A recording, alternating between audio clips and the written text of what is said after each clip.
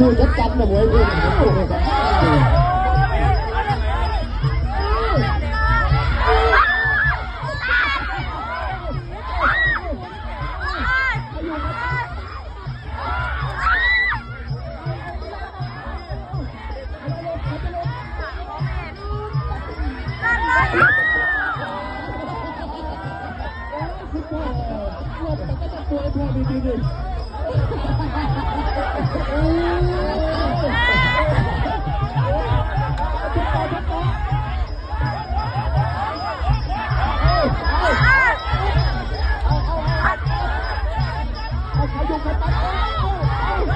บอกว่าไม่ไหวก็นอนเลยไม่ตลอดเลย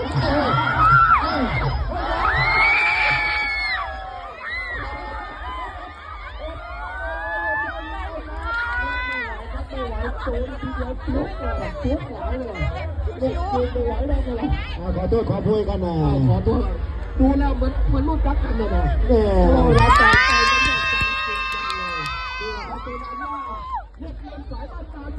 บมันมาด้วยลูกพี่ใหญ่มันจะร้ายเลยโอ้ยร้านกับพี่